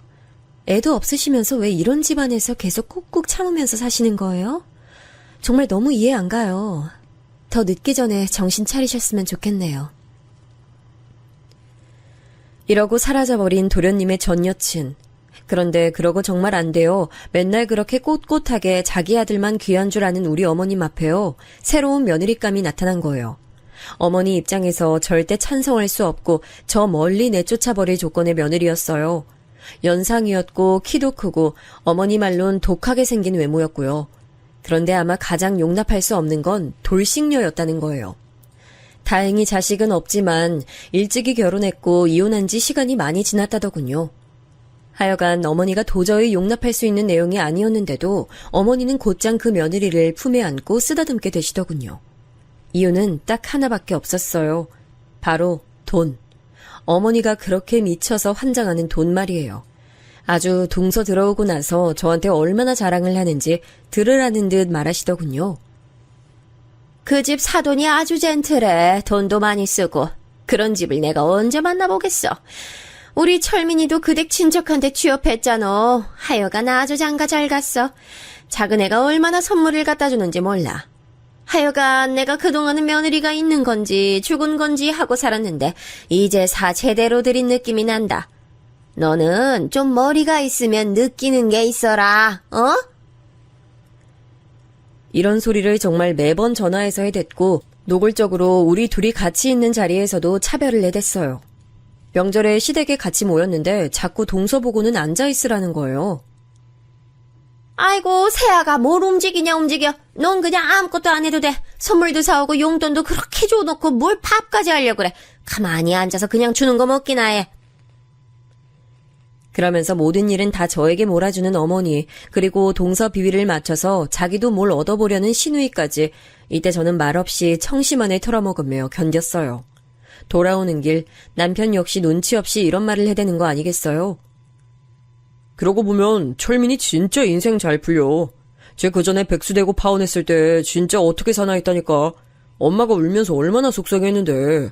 아니, 저렇게 부잣집 부인 얻어가지고 금방 훅 장가도 가잖아. 처가에서 직장도 턱 얻어주고 이번에 장인이 차도 뽑아주신 거 봐봐. 난 저런 차 언제 사보냐고. 듣고 있다가 제가 몇 마디 쏘아붙였는데 아무래도 말이에요. 남편이 저에게 세상 다 내려놓은 사람처럼 함부로 굴기 시작한 건 이때 같아요. 아마 그 전에 시댁에서 같이 살 때도 무의식 중에 그런 게 있었겠지만 그나마 신혼 에너지가 있어서 그런지 제 얘기도 들어주곤 했거든요. 근데 어느 순간부터 인간이 화로 가득 차 있고요. 제가 조금만 불만 얘기하거나 싫은 소리를 하면 성질을 내는 거예요. 눈을 이글거리며 여차하면 정말 물리적으로 뭐라도 저지를 기세로 말이에요. 야, 시끄러워. 한 번만 더 말하면 너 진짜 후회한다. 그만 얘기해, 시끄러우니까. 제가 뭘 그렇게 대단한 잘못을 했다고. 저는 그냥 남편이 너무 자기 누나며 엄마 편만 들고 제 앞에서 저를 함부로 대하니까 표현을 했을 뿐이거든요. 오빠 진짜 왜 그래? 나는 내 의견 말도 못해? 아까 어머니가 동서랑 나한테 어떻게 하는지 봤잖아. 나한텐 계속 일 시키시고 나는 밥도 못 얻어먹었어. 집에 가서 뭔가 빨리 먹어야 될 것 같은 생각뿐이라고. 오빠는 내가 밥이나 먹고 있는지 챙겨봤어? 20명 다 되는 식구들 밥하면서 허기라도 채웠는지 봤냐고. 사실 생각해보면 제가 뭐 그리 심한 말을 했나요? 이 상황을 보고 그냥 상상만 해봐도요. 정말 100번 양보해서 사연 들어주시는 어머님 아버님들. 제가 본인 딸이라고 생각하면 가슴 아프지 않으세요? 우리 시어머니만 해도 본인 딸이 명절에 가서 반나절 설거지한 게 그렇게 약올라 죽겠는 분이거든요. 사위랑 싸워서 냉전 중인 것도 속상하고 사위 죽일 놈이라며 그렇게 욕을 하시는 분이에요. 근데 우리 남편은 말이에요. 이후로 정말 제가 믿을 수 없을 정도로 충격을 받았던 한참 시간이 지났는데도 잊혀지지 않는 일을 제게 저질렀어요. 아, 안 되겠다. 너 저쯤에서 세워줄 테니까 내릴래? 뭐? 전 당연히 잘못 들은 줄 알았어요. 나중에 그 의미가 뭔지 깨닫고 있는 와중에도 홧김에 어떻게 이런 말을 하나 싶어 기가 막혔고요. 하지만 남편은 진심이었어요. 진심으로 자기 옆에서 이렇게 자기네 가족 욕을 하는 여자가 꼴 보기 싫고 짜증났던 겁니다. 얘를 태우고 가는 게 너무 짜증나고 싫으니 근처 역 입구 쪽에서 적당히 내려준 거예요. 내리라고? 지금? 지금 여기서? 아니, 가만히 있어봐. 저기 사거리, 역 앞에서 내려줄게. 혼자 알아서 적당히 가. 집 근처잖아, 어차피. 저랑 시댁을 떠나 마트를 갔다가 돌아오는 길이었는데 아무리 가까운 길이라지만 자기 기분 나쁘다고 내리라니요. 결혼 생활 내에 이런 경험을 한 적이 없는데 진짜 어이가 없더라고요. 정말 서글픈 게 뭐냐면 왜 결혼 생활은 길어지면 길어질수록 시댁을 대하는 것도 경력이 높아져 가는데 왜 아무도 그 값을 안 쳐주는 걸까요? 당연하게 생각하고 외려 더 바라는 것만 많아지고 저를 괴롭히지 않으면 못 견디겠는 것 같더라고요. 더 묻지 않고 내려서 걸어오는 동안 너무 기가 막히고 어이가 없어서 돌아다니는데 정말 서글픈 건 어디 마땅히 갈 데도 없더군요. 그러고 집에 들어갔는데 당연히 남편은 없었고요. 그날 새벽이 돼서 들어온 거예요. 그리고 며칠 지나서 남편은 자기가 생각해도 좀 너무 욱했다 싶었는지 미안하단 카톡 문자를 보냈어요. 뭐 미안하다면서 외식을 하자고 하더군요. 그때 그렇게 밖에서 식사를 하고 저는 정말 억지로 기분을 풀었지만 찝찝함은 풀리지 않았어요. 남편은 이후로 갈수록 저한테 함부로 대했어요. 한번 작게 허용해줬더니 이후로 도통 적당한 시점을 모르고 마구 날뛰더군요. 예전엔 자기 아버지가 어머니에게 함부로 대하는 게 싫었다더니 완전히 잊어버린 듯 했어요. 조금만 화가 나는 일이 있고 거슬리는 게 있으면 씩씩거렸죠. 야, 물 흘렸잖아. 닦아. 아이, 진짜 정신사납게 하네. 가뜩이나 일도 피곤하고 다 짜증나 죽겠는데 이게 뭐야? 그렇게 눈치를 보게 만들었으며 그런 모습이 무서워 조심하려는 제 모습 보고 만족한 듯 보였어요. 그렇게 길들여갔고 그게 바른 모습이라고 생각하는 듯 했죠. 왜냐면 제가 이렇게 금세 수그려 맞추려는 걸 보면 조용했고 제가 조금이라도 말을 하려고 하면 버럭거렸거든요. 조용히 안 해? 누가 네 생각 듣고 싶대? 얘기하지 마. 네 얘기 들을 필요 없어. 너는 그냥 내가 시키는 대로만 해. 도대체 왜 우리 관계가 이렇게 흘러가고 있는지 이해가 안 됐어요. 우리끼리 나와 산 지 얼마나 오래됐다고 남편은 신혼 때와 너무 다른 모습으로 함부로 굴었거든요. 몇 번 다투다 이 문제로 따지고 드는 제게 아주 기함할 소리를 하더군요. 네가 이렇게 만든 거야. 네가 이미 선 넘은 짓 한 거 몰라? 네가 툭 하면 우리 엄마랑 누나, 철민이까지 나한테 욕했잖아. 이제는 재수씨까지 마음에 안 든다 그러고 진짜 우리 집엔 딱 너만 없으면 돼. 너는 네 주제를 알아야 돼. 상황이 이렇게 흘러가면서 저는 모든 일상이 다 정남이가 떨어지며 싫어지더군요. 아무것도 하기 싫고 친구들도 만나기 싫었어요.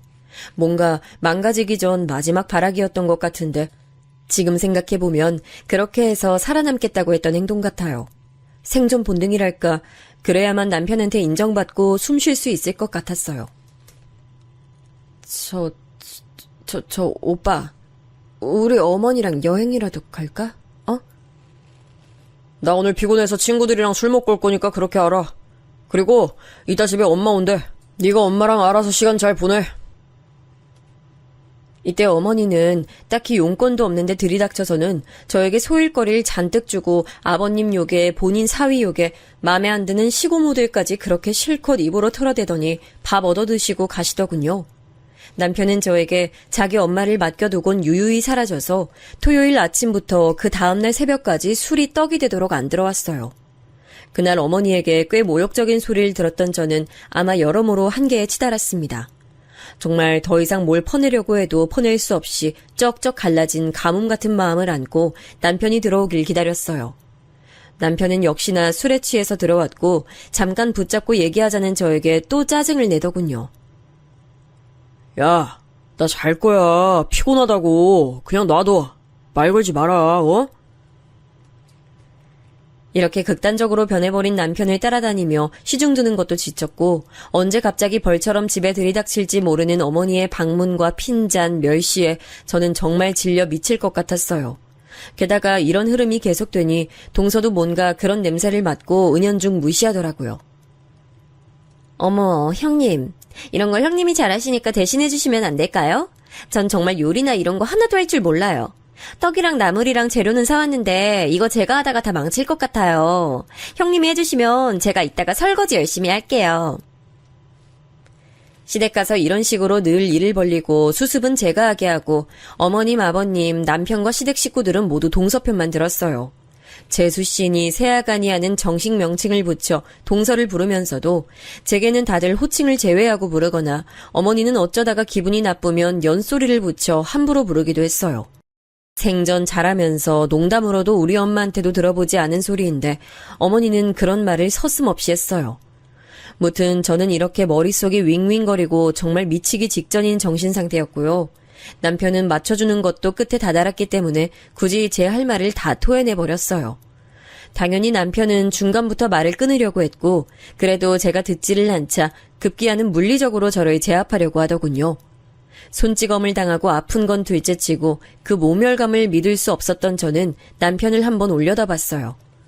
남편은 뭘 보냐는 듯 더 당하고 싶냐는 듯 윽박지르면서 집안을 마구 휘저어 놓더군요. 그대로 전 지갑을 들고 집 밖으로 나왔어요. 그러고 정처 없이 터벅터벅 걸어가는 길, 저의 이런 상황이 너무 기가 막히고 억울하더군요. 엄마한테 말을 할까 하다가 알면 너무 괴로워하실 것 같아서 전화를 했어요. 어머니 아들이 나한테 이렇게 했다. 그래서 저는 밖으로 쫓겨나듯 도망 나왔다. 어떻게 생각하시냐고 시어머니에게 말이에요. 사실 저도 뭐 좋은 소리 들으려고 연락한 건 아니고요. 아들 감쌀 거라고 생각은 했어요. 저도 그 집에서 정말 집에 굴러다니는 행주만도 못한 존재였으니까요. 하지만 저는 이 말을 듣고 진정으로 정말 진지하게 이혼을 결심했습니다. 뭐? 정민이가 널 때려? 아이, 그냥 스쳤겠지. 걔가 뭘 때리긴 때려. 뭐? 확실하다고? 증거 있어? 아이고, 좀 시끄럽게 좀 굴지 마라. 아이, 번잡스럽고 정신사납게 진짜. 아니, 솔직히 말이야. 그래도 그 뭐야, 다행인 거 아니냐, 그 정도면? 네? 다행이라니요? 뭐가요? 다행이지. 그럼 너는 네 남편이 술 먹고 열받는다고 어디 밖에 나가서 남 때리고 사고 쳤으면 좋겠어? 그럼 더 큰일이지. 그냥 너 하나 밀치고 끝났으니 그걸로 얼마나 다행이야. 집안에서 그러고 끝나길 다행이지. 밖에 나가서 사람 쳤으면 경찰 부르고 시끄럽지. 그냥 집안에서 적당히 불 끄면 된 거야. 그걸로 넘어가. 내 말 무슨 말인지 알겠어? 이때 전 충격이 너무 커서 숨이 멎은 듯 가슴이 답답하다 못해 어쩔 줄 모르겠더라고요. 세상에 아무리 지독한 시어머니들이 많고, 아니 저보다 더한 시어머니도 있을 거예요. 그런데 일단은 제가 감당할 수치를 완전히 뛰어넘어버리는 순간이었어요. 그때 깨달은 거죠. 내가 왜 이 망할 할망구, 진짜 짐승만도 못한 인간을 왜 어머니라는 고분고분한 호칭 붙여가며 종같이 살았을까 하는 걸 말이에요. 지금 뭐라고 했어요? 나를 쳤으니까 다행이라고요? 이봐요, 어머니. 얻어 쳐맞은 게 신우이여도 동서여도 그따위로 말할 수 있어요? 내가 이 집에서 정말 사람도 짐승만도 못한 거냐고요. 어떻게 당신 아들이 절 때렸는데 그따위로 말할 수가 있어요. 저는 사람 축에도 안 껴요? 밖에 있는 사람만 사람이에요? 안에 같이 살고 있는 저는 뭐냐고요? 정말 그간의 결혼 생활 중 처음으로 그렇게 눈 뒤집고 정신 나가서 막 소리를 질렀나 봐요. 어머니는 제가 막 웽웽거리며 따지는 걸 듣고 놀라긴 했지만 더 매섭고 독하게 물어뜯더라고요. 이게 어디서 소리를 질러? 누가 뭐라고 했냐? 하여간 너는 맨날 멍청해서 문제야. 그냥 이를 덮으면 될 걸 가지고 키워가지고 울고 징징거리고 아주 지겨워 죽겠다. 너 그따위로 말할 거면 진짜 꼴도 보기 싫으니까 네 엄마한테 가. 네 집 어른들한테 얼른 네 데려가라고 하라고. 하여간 망할 멍청한 년 같으니라고. 이때 제가 얼마나 피를 쏟듯 시어머니에게 욕을 해댔는지 택시기사님이 너무 정신 사납다고 그만 내려달라 하실 정도였어요. 전화를 얼른 끊고도 분이 안 풀려 씩씩거리는데 목이 완전히 다 쉬어버리고 쓴맛이 밀려오더라고요. 나중엔 숨이 잘 안 쉬어져서 처음에 저한테 왜 이렇게 경박하게 소리 지르냐고 호통치던 택시기사님이 급기야 놀랐어요. 제가 막 떨면서 택시 뒷좌석에 쓰러지듯 누우니까 근처 병원으로 가야 하냐고 하시는데 그냥 전 제발 원래 말한 곳으로 데려다 달라고 했어요. 거긴 저희 엄마 집, 친정이었거든요. 뭘 하건 간에 엄마를 좀 봐야, 엄마를 붙잡고 엄마 손이라도 잡아봐야 진정할 수 있을 것 같았어요. 저는 그렇게 지독히도 제 편이 필요했습니다. 괜찮다고, 너 잘못한 거 없고, 너는 그냥 괜찮다고, 저기서 그렇게 잘근잘근 씹혀지고 함부로 취급당할 애가 아니라고 다독여줄 제 편이요. 거의 다 가서 엄마에게 전화를 냈고 제 대신 전화를 기사님이 받아서 통화해 주시는 덕에 엄마가 뛰어왔어요. 얼굴이 허옇게 혈색이 다 빠진 상태로 비틀거리며 택시를 타고 온 절 보고 엄마 가슴이 얼마나 찢어지셨을까요. 그때 엄마 부축을 받고 집에 들어가서 따뜻한 엄마 집에 누우니 그제야 잠이 밀려오더라고요. 몸이 얼마나 지쳐 있었던지 정말 우는 것도 이젠 지겨워서 하고 싶지 않았어요. 다음날 눈을 뜨자마자 걱정하는 얼굴로 저를 보고 있는 엄마에게 조용히 말했죠. 엄마, 나 이혼해도 돼? 제발 부탁이야, 이혼시켜주라, 어? 엄마는 놀란 듯 했지만 제가 이런 말을 그냥 하는 게 아니랄 거란 예상을 아마 밤새 했던 것 같아요. 몇 가지만 물어봐도 되겠냐 하며 제가 겪은 일들을 말했고 엄마가 너무 충격을 받고 있기에 어느 정도는 약화시켜서 말하기도 했어요. 말하다 보니 저만큼 상처를 새롭게 받고 있는 사람이 우리 엄마였거든요. 이 말을 통해 제가 엄마에게 상처를 준다 생각하니 너무 자세히 말할 수도 없었어요. 이래저래 엄마는 저 스스로 나서지 못하도록 최대한 방어를 하면서 정말 지독한 그 이혼 과정을 끝끝내 마치게 됐어요. 너무 황당하게도 이혼 과정 말미쯤엔 남편이 이혼을 못 해주겠다고 했어요. 심지어 저에게 사과하는 문자를 길게 보내기도 했고요. 하지만 저는 정말 할 수 있는 모든 것을 다 쏟아내버렸나 봐요. 진심인 듯 느껴지긴 했던 그 내용들을 봐도 정말 서글플 정도로 마음이 돌아오지 않더군요. 완전히 굳어버려서 이혼 외에 다른 길은 생각할 수가 없었어요. 이혼하고 난 뒤 저는 정말 아주 바쁘게 살았어요. 애가 없이 이혼을 했는데도 이렇게 괴롭고 하루하루 돌아버릴 것 같은데 애 있는 상태로 이혼한 엄마들은 어떨까 상상도 하기 힘들더군요. 그래도 뭐라도 하고는 살아야 하니 여전히 환경이 좋지 않은 데다가 매일 밤 울음을 참는 엄마를 보며 제 딴에 나름 경제활동을 했어요. 알바도 하고 뒤늦게 돈을 벌러보다 보니까 정말 뭐가 뭔지 모르겠더라고요.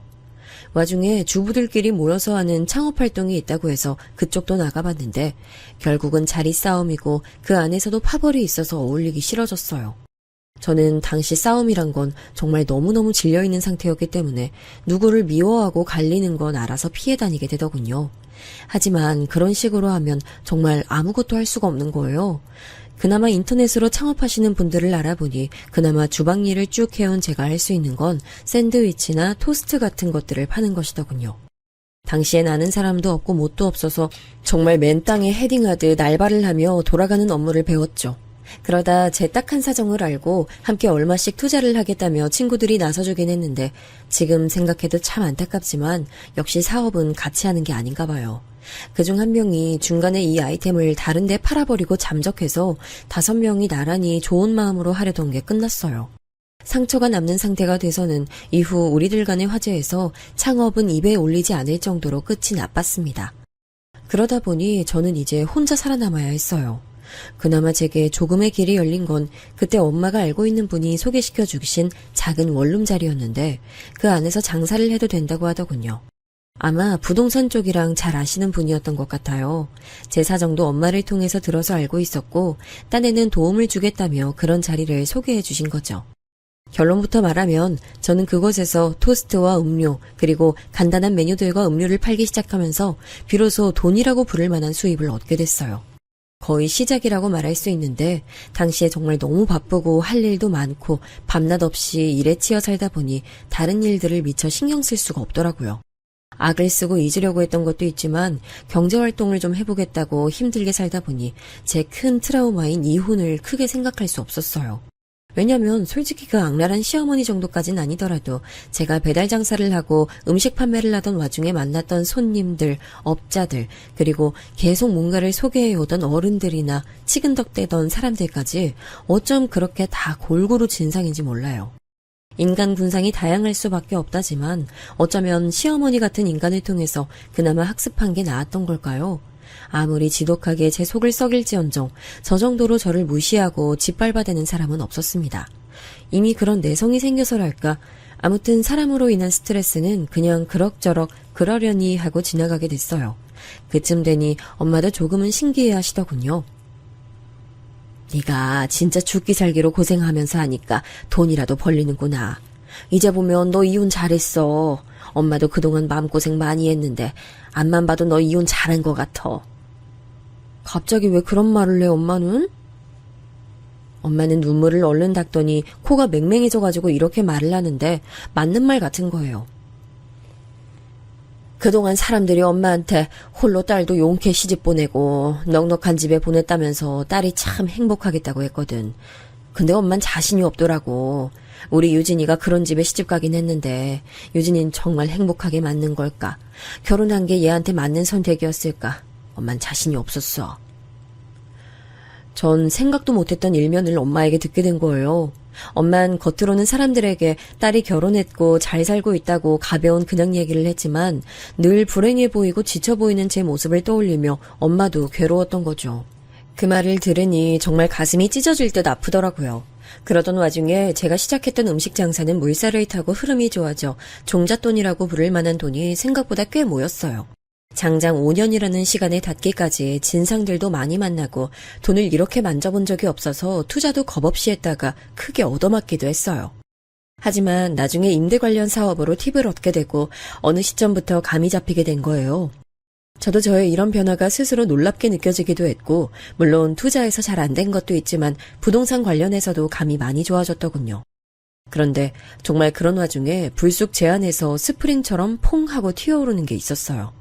저 같은 한낱 집안일만 하고 아무것도 할 줄 모르던 여자가 어느새 100억대에 가까운 나름 자산가로 불리우게 되고 SNS에서도 수많은 팔로워가 따라오게 됐는데 왠지 모르게 제 안에 있는 불쾌함이 계속 그대로 있는 거예요.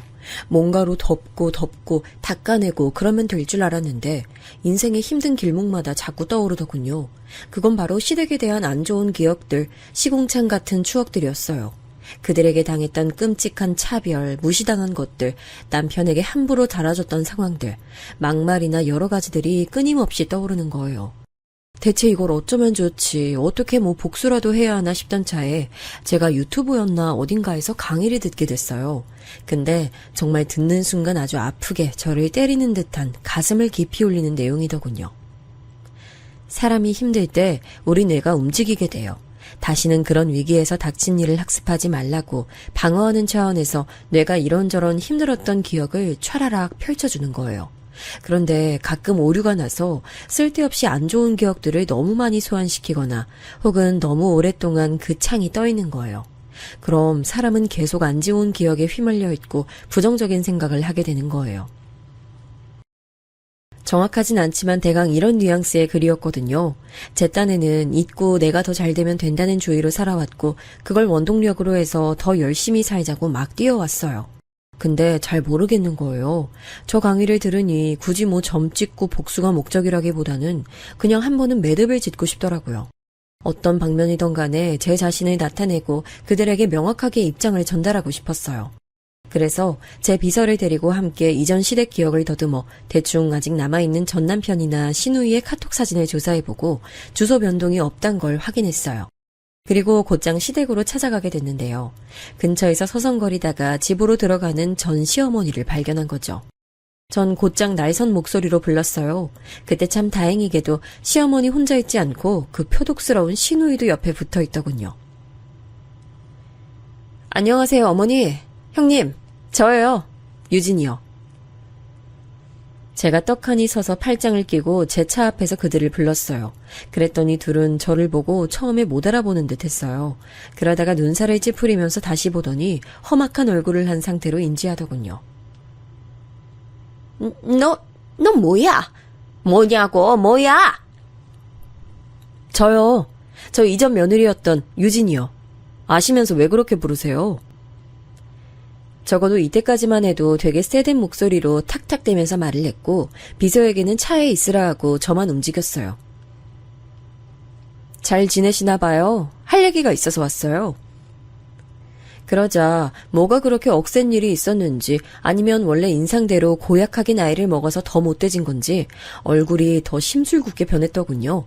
뭐 때문에 찾아왔냐고 쏘아붙이면서도 위아래로 저를 훑어보고 뒤에 있는 제 차와 그쪽에서 이쪽을 보고 있는 비서까지 싹 다 둘러보는 게 느껴졌어요. 심호흡을 싹 하고 아주 차분하게 말했죠. 사실 제가 이혼하고 힘들게 살아오면서 어머니나 시댁 나부랭이들 떠올리면 욕밖에 뭐가 더 있겠나요? 욕지거리하고 아주 진상짓을 하고 아니면 그들이 그렇게 찬양하던 돈으로 그들을 조롱하고 다 짓이겨버릴 수도 있었을 거예요. 솔직히 그런다고 한들 누가 저에게 손가락질을 할 수 있을까요? 그런데 저는 제 인생이 펼쳐진 일에 새삼 실감이 안 나는 경제를 가지게 되었으면서도 사실상 막 마음이 편하다거나 상황이 좋게만 굴러가는 건 아니었어요. 보니까 인생이란 건 정말 동화가 아니더라고요. 먼 단계를 건너고 또 건너서 성공을 거뒀다고 해서 행복하게 잘 살고 영원히 좋았다 이렇게 끝나는 게 아닌 거예요. 그냥 계속해서 징검다리 위에 있고 나는 움직여야 하더군요. 당시 다른 투자건으로 좀 복잡한 상황에 있어서 마음이 썩 좋지 않던 차에 저는 이렇게 복잡한 제 내면을 좀 정리하고 싶었어요. 잊을 수 없고 저를 무던히도 괴롭혀서 미치게 하던 그런 기억들을 최소한 매듭을 한 번은 지어야겠더라고요. 시간이 5년이 지나고 20년이 지난다 한들 그 기억을 잊을 순 없을 거예요. 그래도 제 안에서 뚝딱 하고 한 겹 매듭을 짓고 가는 경험은 꼭 필요해 보이더라고요. 그래서 그 싫어 죽겠고 토악질이 날 것 같은 어머니와 시누이를 앞에 두고 그들이 들으라는 게 아니라 제 자신이 듣길 바라면서 말했죠. 어머니, 꼭 해야 할 말이 있어요. 저요, 꽤 부자가 됐어요. 정확한 자산이야 뭐 말하긴 그렇지만 알아보면 알아보실 수 있을 정도로 조금 여유가 있어요. 대충 말하면 100억대를 웃도는 상태고 그 주인이 저예요. 안 믿기시죠? 그쵸? 왠지 모르게 이 말을 하며 제 안에서 뭔가 되게 억세게 누르는 듯한 느낌이 들었어요. 그간의 아픔과 분노와 환멸과 증오를 누르는 건지 아니면 뭔지 모르겠지만 되게 강력하게 제 안에서 싸우는 감정이 일어나더라고요. 어머니와 시누이는 지들이 무시할 견적은 악실이 아니라고 여겼던 건지 눈은 인상을 잔뜩 쓰면서도 자리는 못 뜨고 그냥 서 있었어요. 하고 싶은 말이 있어서요. 어머니 말이에요. 어머니 참 저한테 잘하셨더라고요. 저 엄청 무시하시고 본인 아들이 사고밖에 안 치고 절 때려서 다행이란 소리를 감히 하셨죠? 없이 자란 게 돈 무서운 줄 모른다며 변기물 내리는 것까지도 타박하셨죠. 있는 집 동서한텐 새아가 호칭 꼬박 붙이시고 저한텐 재수없는 년이라면서 째려보셨고요. 애도 못 가지고 여자 구실도 못한다고 침 뱉으신 기억도 있고 아프면 손에 병균 묻어 있으니까 잘 닦고 밥 차리라고 시키신 적도 있고요. 기억나세요? 안 나세요? 이쯤 토해내다 보니 역시 분노가 무서운 게 지도를 더듬으며 길을 찾아가듯 이런 것도 다시 하나씩 더듬으니까 너무 선명하게 보이는 거예요. 마치 목적지를 눈앞에서 보듯이 말이에요. 그러니 저는 중간에 이 흥분이 제어가 안 돼서 잠깐 숨을 참았다가 다시 찬찬히 말했어요. 정말 장난 아니고요. 그때 그렇게 저 무시하시고 함부로 굴리셨죠. 그렇게 고생해보니까요. 어머니 아들이랑 이혼해서 이 무서운 세상 밖에 나와서 뭘 하던 다 해먹을 수 있겠던데요. 저 진짜 악물고 무섭게 살았어요. 고생할 건 뭘 더 하던 간에 어머니한테 받았던 모멸감을 이길 게 없더라고요. 이때 숨이 또 잘 안 가눠져서 내쉬는 동안 신우이랑 어머니는 뭔가 무서운 일이라도 당하게 될 것 같았던지 처음엔 그 화나있던 눈이 점점 공포에 치닫는 듯 했어요. 아, 안심하세요. 저 딱히 뭐 할 생각 없어요. 솔직히 뭐 도저히 이런 말은 못할 것 같아요. 예를 들어 고맙다던지 절 고생시켜주셔서 제가 이만큼 성장했다 이런 말 절대 못해요. 근데 뭐 비슷한 얘기 같아요. 어머니랑 형님이 저를 그따위로 대하고 함부로 굴리지 않았으면 제가 지금 100억대 재산을 관리할 수 있을 정도의 규모로 살 수 있었겠어요? 그건 아니거든요. 아무리 생각해봐도 우리 엄마한테 물어봐도 그건 아니라고 얘기할 것 같아요. 횡설수설하는 느낌으로 엄청 헐떡거리며 분노인지 정리인지 모르게 바쁘게 말을 했습니다. 아무튼 그냥 이런 말을 어머니랑 형님 보고 해야겠어서요. 약속드리지만 2번 다시 오지 않을 거예요. 다시 얼굴 볼 일은 없을 테니까 안심하고요. 어찌됐건 2분이 저한테 독살스럽게 하신 덕분에 지금의 제가 이렇게 됐네요. 잘 산다고요? 끝. 이렇게 끝이에요. 무슨 말인지 알아들었죠? 그럼 저 가요. 안녕히 계세요. 그러고 마치 남편과 둘이 살던 집에서 택시를 타고 엄마 집에 쓰러지듯 내렸던 것처럼 간신히 걸어서 제 차로 와서 거의 쓰러지듯 차에 탔어요. 진정이 안 되는 그 감정이 분노였는지 울음이었는지 내 자신에 대한 동정이나 처연함이었는지 모르겠어요. 그래도 그 말을 하고 거의 눕듯이 기대 앉아서 집으로 돌아오는 동안 갈수록 채기가 내려가듯 마음이 좀 안정되더라고요. 확실히 그런 매듭을 지어야 하는 게 분명히 필요했나 봐요. 복수를 한 것도 아니고 따지고 보면 이도저도 아닌 것 같기도 하죠. 그래도 할 말 했고 정리했어요. 피 튀기는 복수를 해서 그들을 깔아뭉갠다 밟아놓는다 그런 게 다 무슨 소용이 있죠? 제 자신을 온전히 생각한다면 저라는 길고 긴 영화 안에 저들이 있다면 크게 필요한 장면은 아닌 것 같아요. 시댁에선 벗어났고 제가 이만큼의 성과를 거두는 인생을 살았다고 하지만 여전히 저를 자잘하게 괴롭히는 사람들이 있습니다. 눈치를 봐야 하는 사람도 사업도 있고요. 신경 쓸 게 여전히 있죠. 제가 그런 끔찍한 시집살이를 통해 얻은 건 100억대의 자산이 아니라 그냥 저에게 시비 걸어오고 싸움 걸어오는 것들에게 지지 않겠다는 정신, 그거 하나 같아요. 될 때까지 해보자가 아니라 지지 않겠다, 일어나 보겠다 하는 생각으로 악착같이 왔죠. 뭐래도 어머니 같은 관계에서 저한테 그보다 더 험악하게 굴 수 있는 사람은 다행히 없었고요. 그렇게 계속해서 제 사업 안에서도 쭉 싸워가고 있는 중이에요. 그렇게 메시지만 전달했을 뿐인데도 형님과 어머니 얼굴은 거의 기절할 지경이더라고요. 제가 뭐 해코지를 할까 겁먹은 것 같길래 그럴 생각은 없다고 누차 말했는데도 믿을 수 없나 봐요.